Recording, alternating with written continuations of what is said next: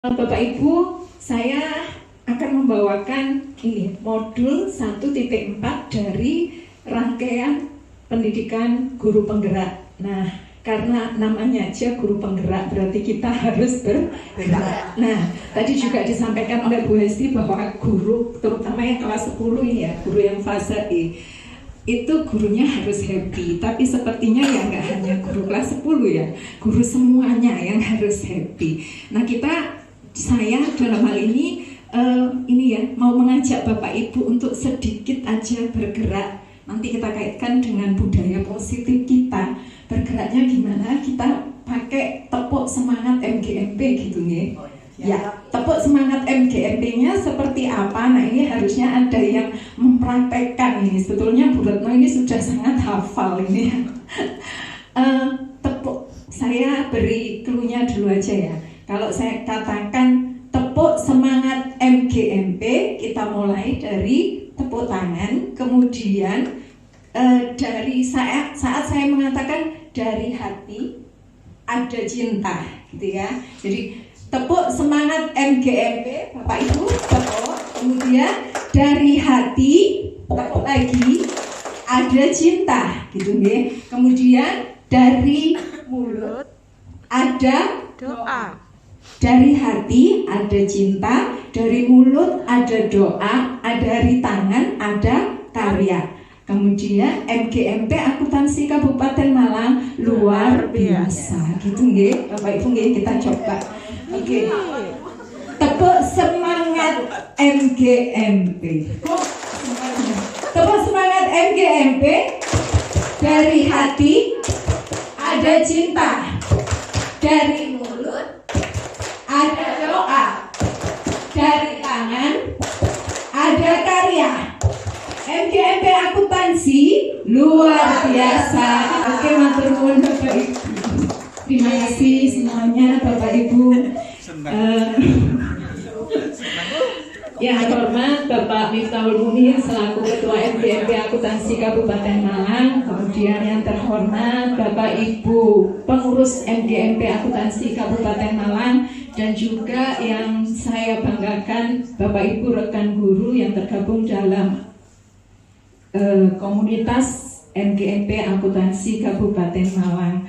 Mohon izin Bapak Ibu, saya berdiri di sini sebagai bagian dari tugas saya untuk menyampaikan satu aktivitas aksi nyata, karena dalam aktivitas pembelajaran di pendidikan guru penggerak itu harus melakukan sebuah implementasi dari eksplorasi konsep yang telah kami dapatkan.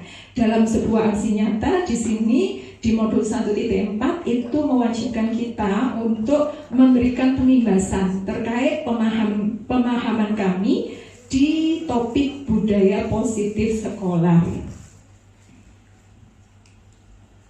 Nah, Bapak Ibu, tadi yang baru saja kita unjukkan ini tadi, yang baru saja kita sampaikan dalam sebuah tepuk ya, tepuk semangat, itu menurut saya itu adalah salah satu implementasi sederhana dari budaya positif. Ya.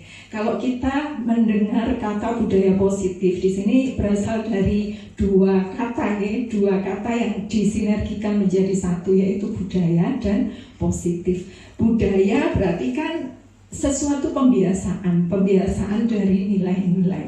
Nilai-nilai berarti kan sesuatu yang baik ya, ditambahkan dengan kata positif, berarti positif itu kebaikan. Jadi kalau digabungkan menjadi satu, budaya positif itu berarti perwujudan nilai-nilai kebaikan universal yang ada di sekolah. Saya yakin Bapak Ibu di semua sekolah di mana Bapak Ibu bertugas pasti ada budaya positif atau kebiasaan-kebiasaan yang sudah membumi di sekolah Bapak Ibu. Misalkan saja kalau di sekolah kami itu di setiap pagi sebelum pembelajaran dimulai itu diawali dengan kegiatan doa pagi bersama.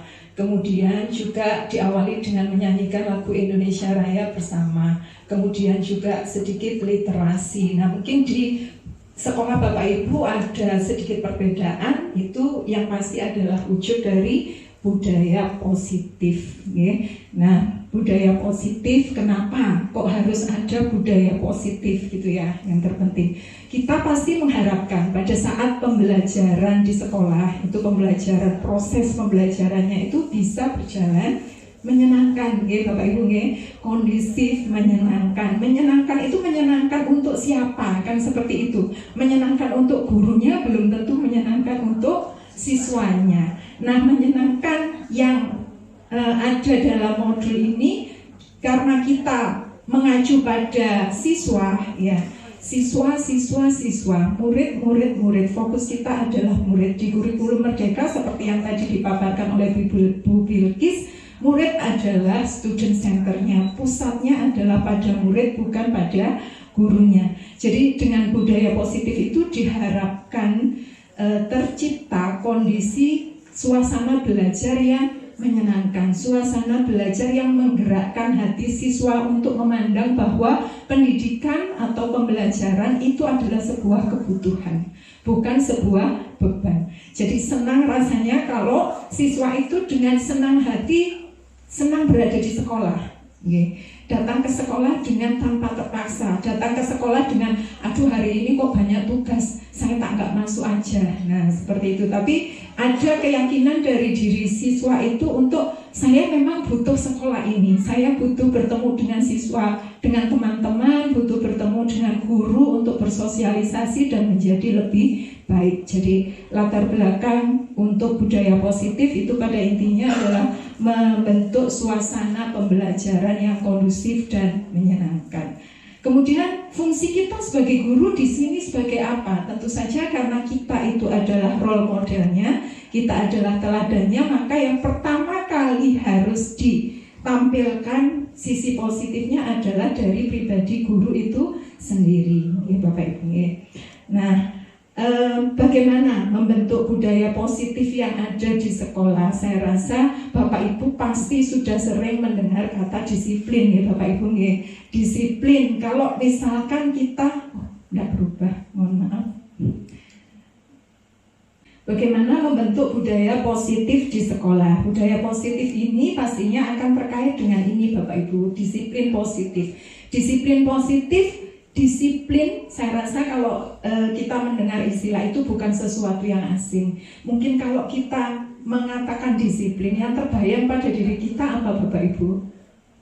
Disiplin berarti taat, taat aturan. Kemudian apalagi Bapak Ibu? Biasanya kalau kita kan selalu disiplinnya di mana sih ini, kok hari ini harusnya memakai seragam warna putih abu-abu, kok yang dipakai warna putih-putih. Ya, itu kan bentuk salah satu yang kita katakan itu nah ini nggak disiplin, anak ini.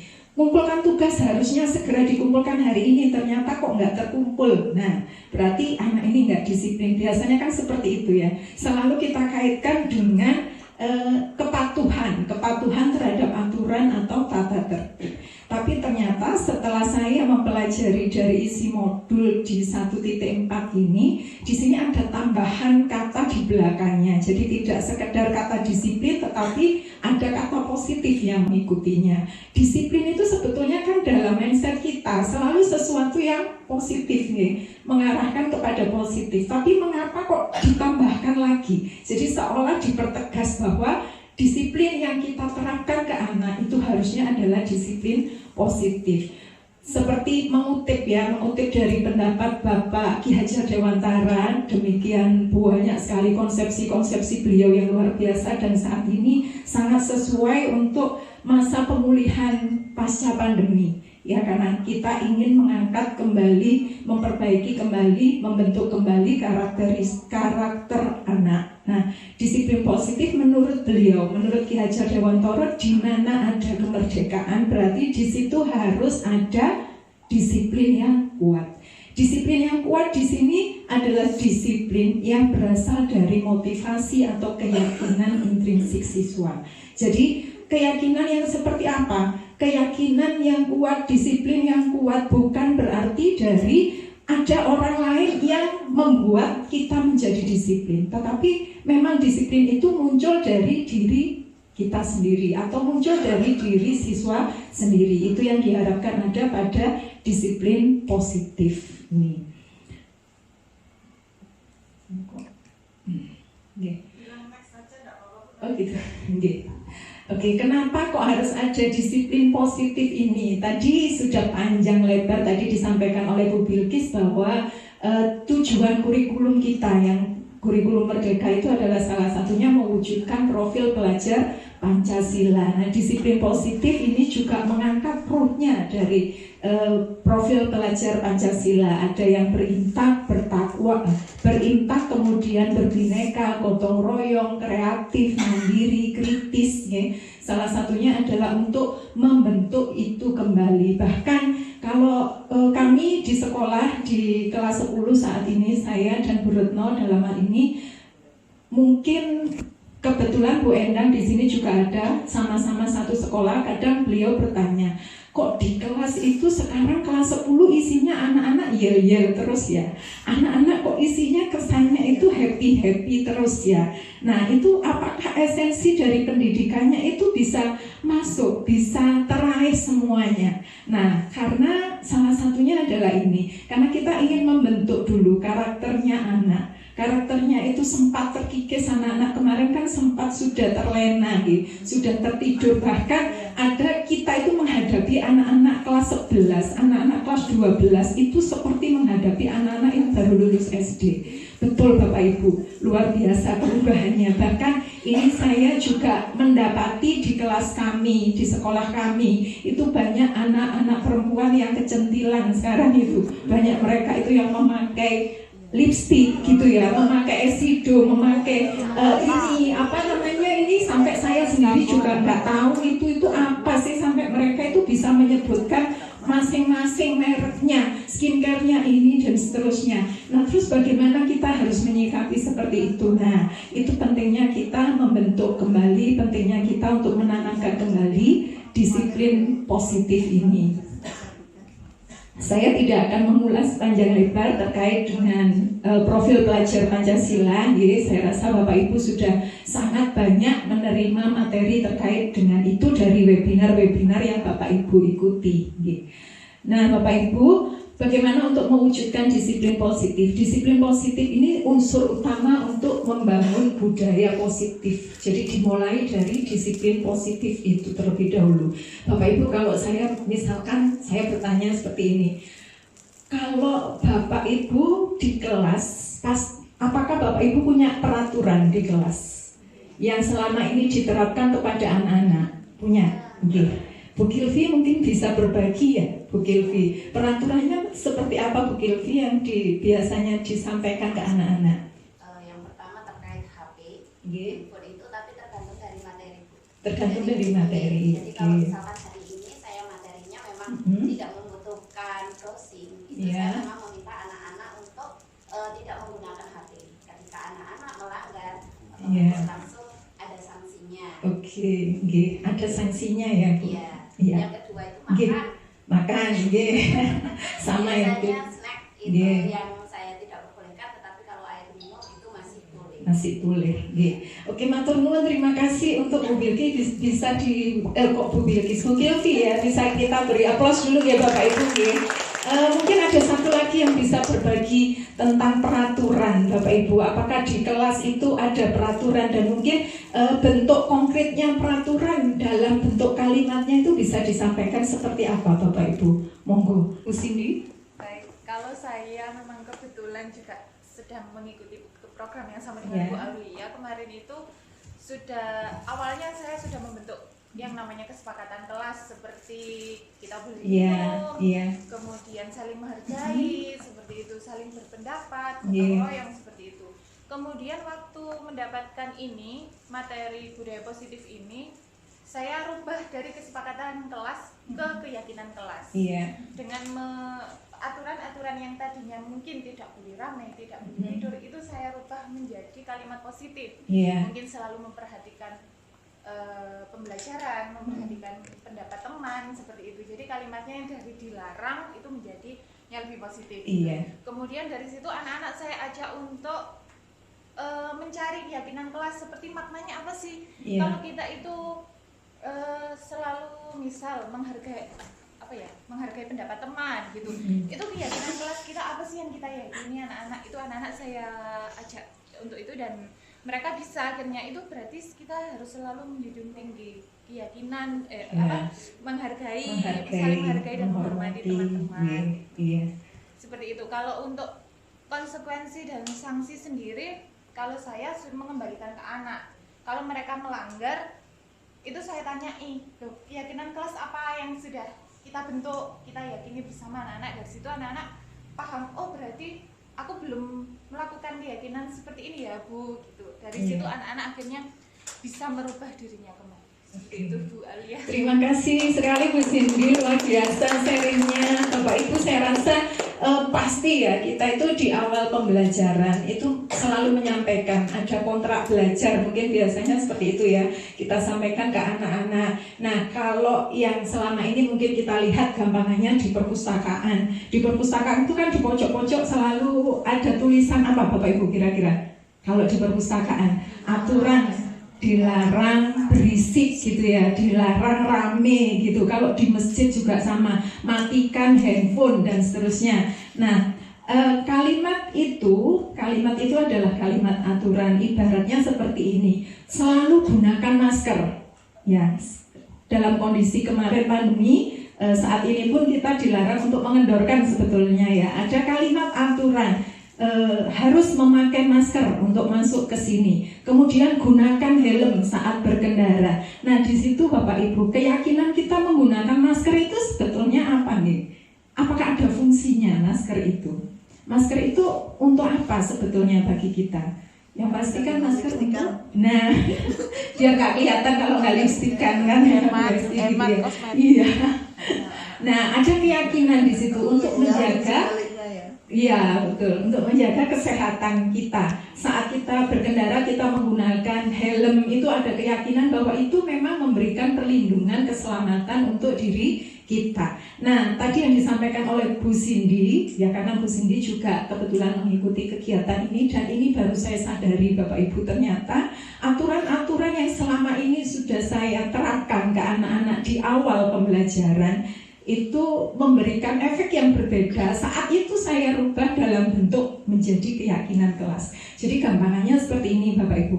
Kalau Bapak Ibu biasanya menyampaikan ke anak-anak di aturan kelas, pokoknya kalau pas pembelajaran kita, pembelajaran saya, mata pelajaran di komputer akuntansi, tidak boleh makan di kelas. Ya, tidak boleh membawa makanan minuman masuk ke dalam lab, kan seperti itu ya Bapak Ibu.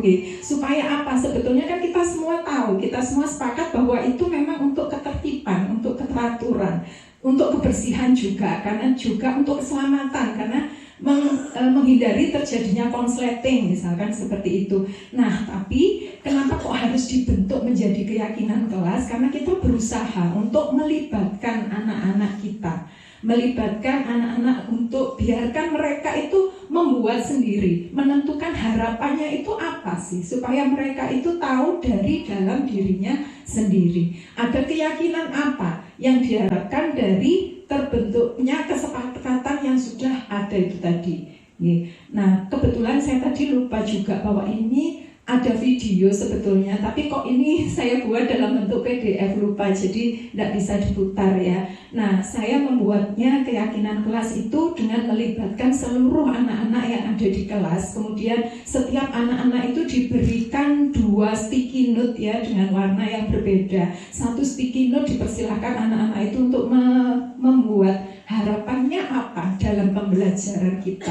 Kemudian kekhawatirannya apa sih terkait dengan pembelajaran ini. Terutama Bapak Ibu yang di kelas 10 fase E itu kan mengantarkan, mengawali ya anak-anak yang tadinya baru dari SMP masuk ke SMA. Itu kan sesuatu yang mereka itu juga kepo, tapi juga khawatir ya, khawatir dengan saya nanti nggak bisa ngikuti ini gimana. Nah seperti itu, banyak kekhawatiran tapi juga banyak harapan.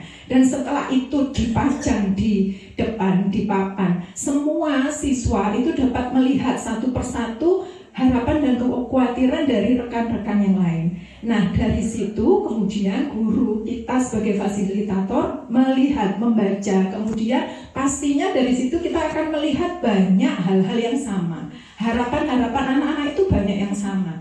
Anak-anak itu satu ada yang mengatakan tidak mau dibully kalau di kelas. Karena sekarang kan lagi zamannya saling bullying kayak gitu ya. Saya nggak mau dibully kalau di kelas. Ada lagi yang mengatakan saya pinginnya kalau di kelas itu nggak ada kegaduhan. Saya pinginnya kalau di kelas itu belajar sambil mendengarkan musik kayak gitu. Ada juga yang seperti itu Bapak Ibu. Saya pinginnya kalau di kelas itu misalkan saya terlambat, ada toleransi waktu masuk 7 menit misalkan seperti itu. Banyak sekali ternyata Bapak Ibu kalau kita melihat harapannya anak-anak. Nah dari sini kan terlihat bedanya. Bedanya adalah pada saat kita menyampaikan aturan seperti yang saya pernah lakukan selama ini sebelum mengikuti kegiatan pendidikan ini, itu yang saya buat adalah aturan Bapak Ibu. Kalau aturan itu datangnya adalah dari satu pihak, yaitu dari saya. Tetapi dengan adanya keyakinan kelas, itu tadi kelihatan nggak Bapak Ibu bedanya seperti apa? Kelihatan ya? Kelihatannya kira-kira membedakannya gimana ya Bapak Ibu? Kalau yang keyakinan kelas tadi seperti apa nih? Nah, sadar. Kesadarannya munculnya dari anak-anak. Jadi guru itu hanya mengawasi aja, memfasilitasi aja.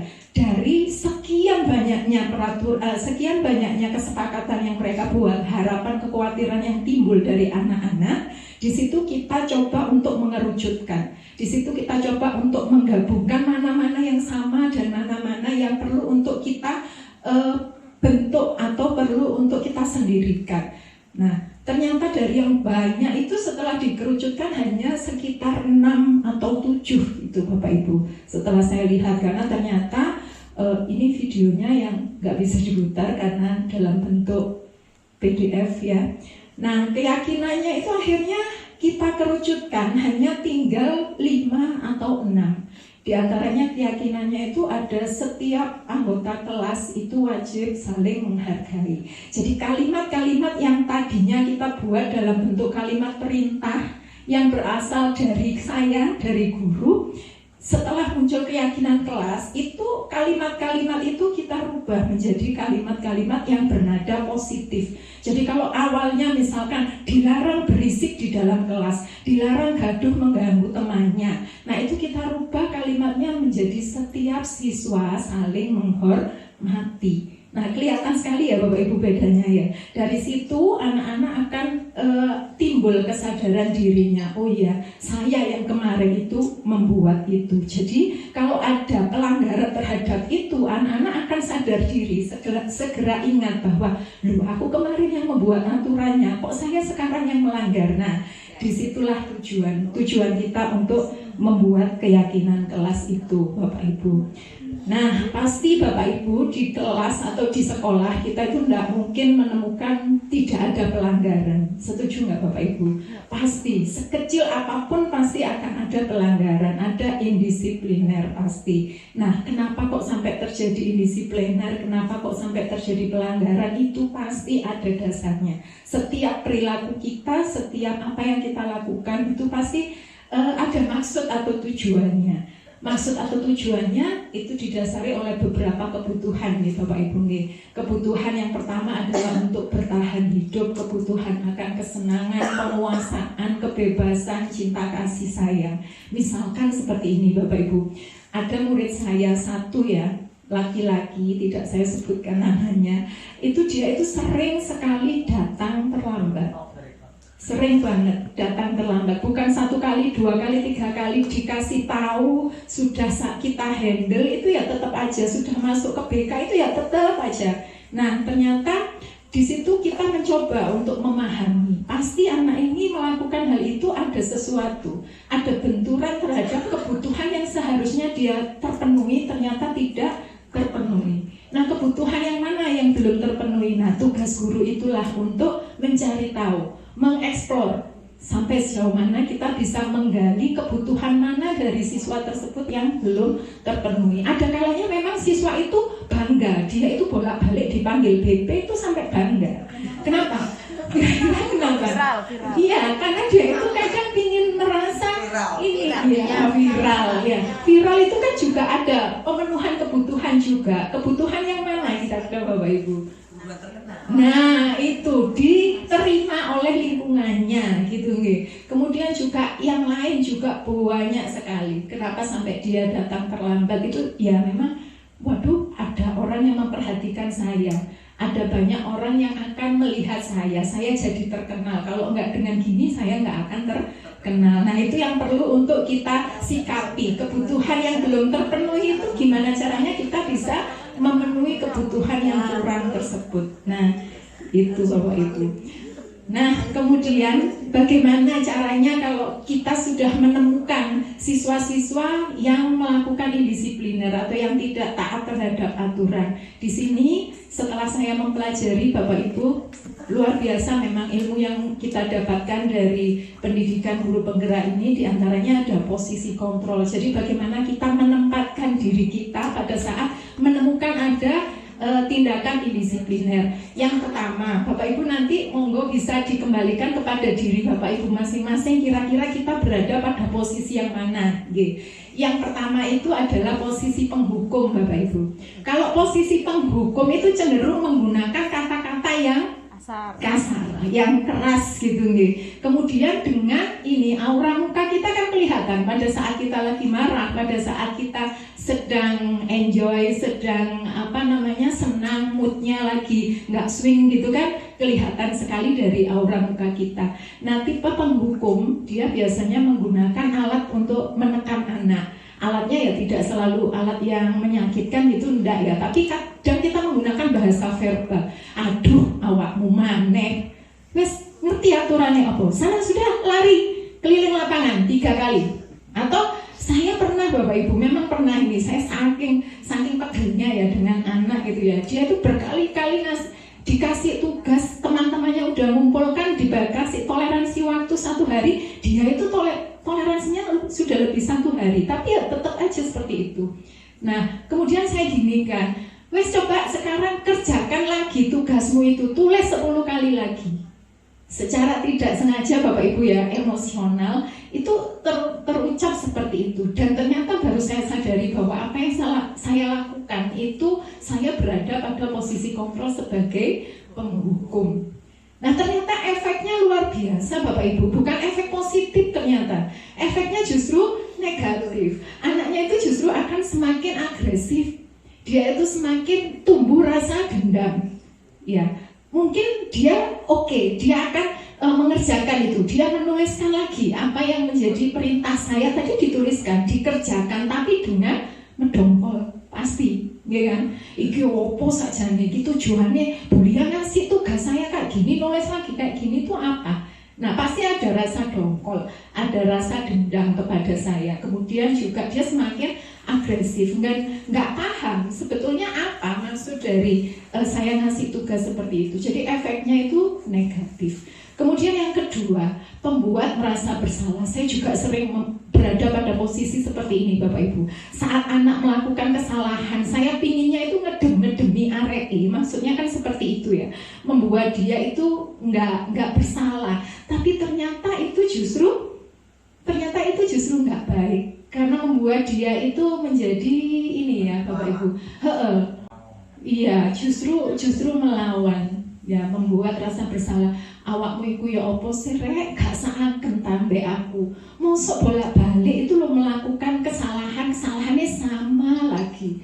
Mbok coba tolong, nanti kalau saya ditegur Pak Kepala Sekolah gimana? Nanti saya ditegur Pak Munir, atau saya nanti ditegur Bu Retno. Kebetulan Bu Retno sekarang kaproli saya ya Bapak Ibu ya, menggantikan Pak Munir. Nah itu dulu itu saya sering spontan terucap hal yang seperti itu. Dan ternyata itu setelah saya pelajari loh, saya ini berada pada posisi membuat rasa bersalah. Maksud hati saya itu adalah meredam supaya dia itu nggak bergejolak gitu ya. Ternyata itu salah Bapak Ibu. Ternyata apa yang saya lakukan itu justru membuat dia itu pada akhirnya nggak mandiri.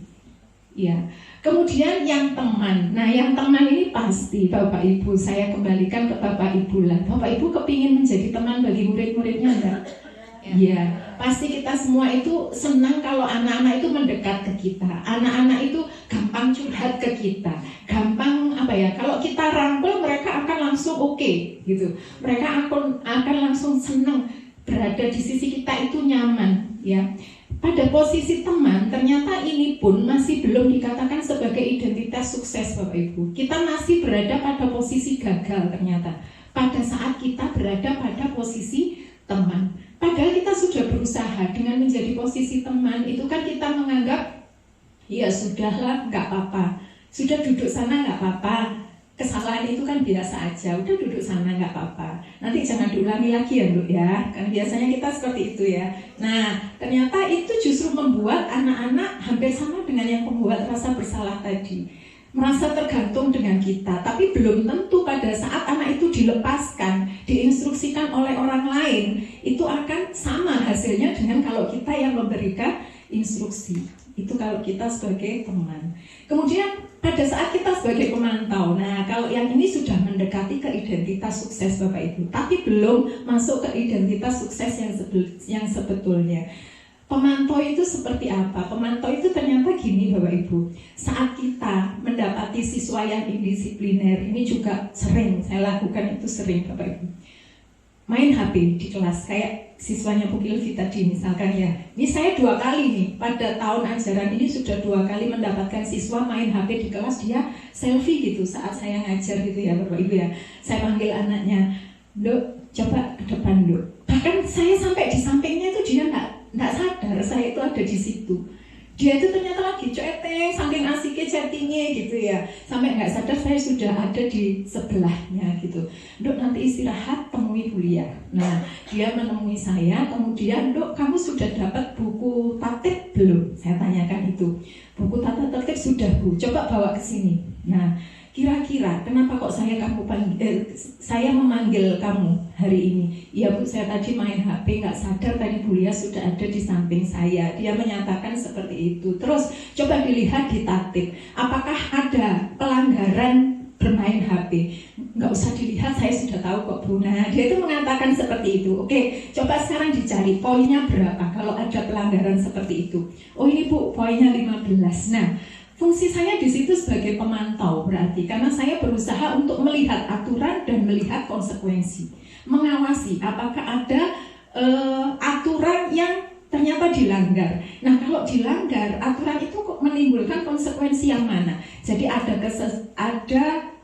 usaha untuk memantau antara aturannya dengan konsekuensi yang tertulis di tata tertib. Itu fungsi pemantau. Dan yang terakhir ini ternyata yang paling sulit Bapak Ibu, dan inilah yang dikatakan sebagai identitas sukses yang sebenarnya. Kita sebagai guru berusaha untuk menempatkan diri kita pada posisi manajer. Sebetulnya posisi manajer itu bukan hanya untuk diri kita Bapak Ibu, tetapi lebih ke anak-anak. Bagaimana mereka itu bisa mengontrol emosinya sendiri, memahami apa sih yang salah, kemudian dia sendiri yang berusaha untuk mencari solusi dari kesalahan itu tadi.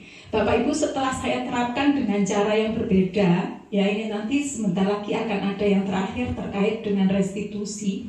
Nah, anak ini saya berusaha untuk menerapkan ilmu yang ada di dalam modul itu, menjadi manajer. Bagaimana caranya? Melalui segitiga restitusi. Siswa itu setelah saya mempraktekkan, ternyata ini bukan ajaib atau bukan apa ya, siswa itu langsung bilang gini, Bu Lia, nanti pada saat pembelajaran, semua pembelajaran, saya akan meletakkan HP saya di depan. Terus, yakin ini mau diletakkan di depan? Iya Bu. Apakah ini ada paksaan dari saya? Enggak Bu. Itu memang dari niatan saya sendiri, supaya saya tidak melakukan hal yang sama. Tidak terulang lagi pada saat guru mengajar, terus ternyata saya keasikan bermain HP. Jadi itu salah satu keajaiban dari posisi kontrol. Memang ini bukan sesuatu yang serta-merta kita dapatkan, bukan usaha yang langsung kita terapkan hari ini besok berhasil. Karena saya juga masih harus belajar gimana caranya, yang ideal itu seperti apa, penerapan yang seperti apa yang harus saya lakukan. Tentu saja ini masih butuh waktu banyak untuk belajar. Nah, ini tadi yang saya sampaikan tadi. Bagaimana Bu caranya? Caranya kita bisa berada pada posisi manajer. Salah satunya adalah dengan menanamkan disiplin positif tadi Bapak Ibu. Jadi tadi kita sudah punya keyakinan kelas Keyakinan kelas itu sebaiknya tidak dibuat dalam jumlah yang banyak, Bapak Ibu. Kenapa? Karena siswa kita itu memiliki kapasitas memori yang terbatas. Kita pun sama seperti itu. Apalagi saya yang sudah munduri tua, Bapak Ibu. Pasti yang diingat itu ya hanya beberapa aja. Nah, kita berusaha untuk membuat kesepakatan kelas menjadi keyakinan kelas itu dalam jumlah yang relatif lebih sedikit. Dengan menggunakan pernyataan-pernyataan positif. Tidak lagi menggunakan kata-kata dilarang, tidak boleh. Jadi kita gunakan diganti menjadi kalimat-kalimat yang positif. Tujuannya supaya anak lebih mudah mengingat dan kita sebagai guru juga lebih mudah untuk mengingat juga. Mengingatkan diri kita sendiri, mengingatkan kepada anak-anak. Kalau kita melihat anak-anak punya keyakinan bahwa kalau terlambat masih boleh masuk tapi toleransinya 7 menit. Insya Allah anak-anak ternyata nggak ada yang terlambat. Tapi dari situ itu juga adalah peringatan untuk saya. Loh, balik siswa ini nggak boleh telat. Lah lucu kalau saya itu telat. Nah kan gitu. Jadi memang ada imbal balik antara anaknya juga dengan saya. Itu munculnya memang dari naluri kita sendiri, Bapak Ibu. Loh, dulu itu saya sering, Bapak Ibu, terlambat gitu ya. Terlambat kayak 5 menit itu menganggap itu sesuatu yang biasa. Tapi saat ini kalau telat itu kayak ada di hati itu, aduh ya Allah, sampai mules-mules gitu ya Bapak Ibu ya. Karena sudah ada keyakinan yang terbangun dari diri saya juga dari siswa-siswa saya. Karena saya melihat, lu anak-anak konsisten, mosok gurunya nggak konsisten seperti itu. Kemudian cara menanamkannya dengan restitusi. Bapak Ibu di sini kan guru-guru akuntansi pastinya sudah sering mendengar kata restitusi nggih, Bapak Ibu nggih. Yang guru-guru pajak ini sudah mahir tentang restitusi nih. Nah, tapi yang kita bicarakan dalam hal ini bukan dalam konteks restitusi pajak, Bapak Ibu. Tapi yang kita sampaikan di sini restitusi itu dalam domain atau dalam ranahnya budaya positif. Seperti apa? Nah, namanya saja segitiga ya Bapak Ibu ya. Itu digambarkan dalam bentuk segitiga semacam itu. Segitiga itu berarti sisi-sisinya ada 3 nih. Sisi-sisinya ada 3, sisi yang bawah, kanan, kiri, kakinya.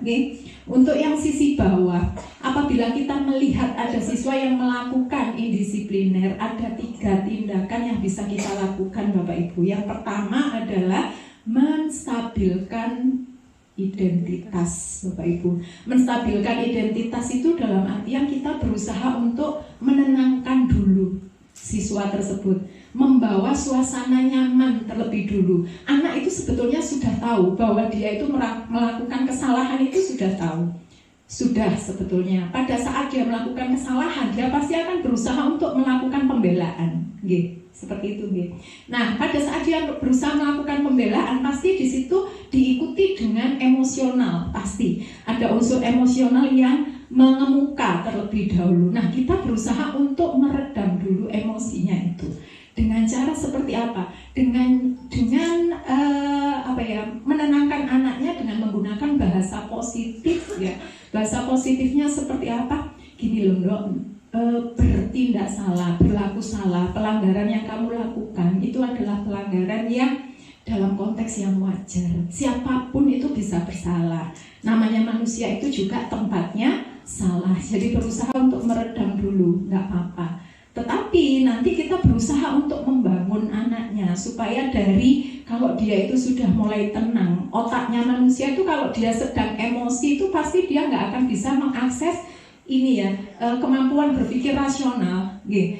Makanya kita berusaha untuk merasionalkan dulu dengan cara menenangkan dia melalui tahapan yang pertama tadi. Kemudian setelah siswa mulai tenang Bapak Ibu, setelah mulai nyaman berada di sekitar kita, bukan dalam artian dia itu sedang dihakimi ya. Nah, kita berusaha untuk memvalidasi tindakan salah. Bapak Ibu, saya sebelumnya itu memahami kalimat memvalidasi tindakan salah itu seolah-olah, loh kok tindakan salah kok tambah divalidasi, kok gitu ya. Ternyata yang saya pahami salah Bapak Ibu. Memvalidasi tindakan salah itu bukan berarti kita membenarkan sesuatu yang salah. Bukan Bapak Ibu ternyata. Ya, bukan membenarkan perilaku yang salah, tetapi kita berusaha untuk memahami kenapa siswa tersebut berlaku salah. Kenapa siswa tersebut melakukan indisipliner? Pasti ada alasannya. Nah, kalau alasan ini kita kembalikan lagi kepada kebutuhan dasar tadi. Nah, kebutuhan yang mana yang belum terpenuhi? Apakah dia itu memang belum terpenuhi rasa kebebasannya? Apakah dia itu belum terpenuhi rasa senangnya gitu ya? Nah, itu yang harus kita cari tahu dengan menggunakan sisi yang kedua, yaitu memvalidasi tindakan yang salah. Kemudian kalau sudah tahap 1, tahap 2 terkondisikan dengan baik, kita melakukan aktivitas yang ketiga, yaitu menanyakan keyakinan. Nah, berarti keyakinan yang tadi kita buat itu Bapak Ibu, fungsinya di sini. Pada saat siswa sudah merasakan, sudah dia itu tahu dia itu salah, kemudian dia itu sudah berada pada kondisi tenang, bisa berpikir rasional, kemudian barulah di situ kita masuk untuk menanyakan kembali, mengingatkan kembali. Ayo, keyakinan apa ya yang kira-kira kemarin sudah kita sepakati, terus hari ini masih kurang kena di situ. Kalau dia sudah mengakui, oh Bu, maaf Bu ya, kemarin itu ternyata keyakinan yang ini yang saya langgar, keyakinan untuk menghormati orang yang saya langgar. Kemarin ada kasus dan ini saya praktekkan betul Bapak Ibu. Kasusnya adalah salah satu siswa itu spontan mengumpat di kelas. Di kelas itu mengumpat. Nah, kalau mengumpat itu kan dia refleks, ngumpatnya itu refleks. Mungkin kita itu cenderung kalau biasanya HP itu akan langsung kita sita. 1 bulan nggak dikembalikan, kalau orang tua nggak ngambil itu nggak akan kembali. Biasanya kan seperti itu. Tapi ternyata setelah saya melakukan proses yang tadi sudah disampaikan Bu Aulia, anak ini dengan inisiatif, nggak contohan padahal ya Bu Aulia, dia bahkan gini, HP ini akan saya masukkan tas Bu Retno, dan tas itu akan saya taruh di depan kelas. Kalau perlu saya taruh di luar kelas Bu, supaya saya tidak berusaha untuk terganggu lagi dengan godaan-godaan. Terus itu memang betul-betul dari hatimu, iya Bu, karena saya merasa apa yang saya lakukan ini salah gitu. Jadi memang tantangan dari restitusi ini, semakin banyak kasus semakin kita harus meluangkan waktu ya Bu. Kadang-kadang solusinya itu simpel, wis HP-nya disitai, tapi itu tidak akan menyelesaikan masalah. Belum lagi kalau anak itu kita ancam, tak lihat semua isi HP-mu di depan siswa lain biasanya ya Bu. Kadang-kadang kan beberapa tahun lalu kan kita masih seperti itu. Tapi itu ternyata nggak menyelesaikan masalah, karena anak-anak akan mencari cara lain untuk mengekspresikan kasih sayangnya itu tadi. Ya, kalau kita melarang anak-anak untuk pacaran, untuk yang semacamnya itu kayaknya memang sulit gitu ya Bu. Apalagi pasca pandemi ya Pak, biasanya ketemu terus sekarang. Nah kemarin tuh bilangnya, kan selama ini setiap hari ketemu Bu, terus kalau kita sekolah sekarang akhirnya kan jadi LDR. Saya nggak ngapa-ngapain Bu, kan boleh Bu periksa HP saya, nggak akan ada yang aneh, tapi saya cuma video call aja, dan saya tetap mengerjakan tugasnya Bu Retno. Awalnya memang itu ya Bu, membela diri. Tapi kalau kita mau deep talk itu tadi, kita duduk bicara dari hati ke hati, insya Allah. Dan itu efeknya kayak yang lain. Jadinya beberapa anak itu mau naruh HP-nya di depan kelas. Baru nanti kalau kita butuh, karena kita harus mengajar anak itu sesuai kodrat zaman. Didiklah anak-anak kita sesuai dengan kodrat di zamannya. Karena anak-anak itu kan hidup di zaman bukan di zaman kita. Baru pada saat dia sudah butuh untuk pembelajaran, HP itu boleh diambil.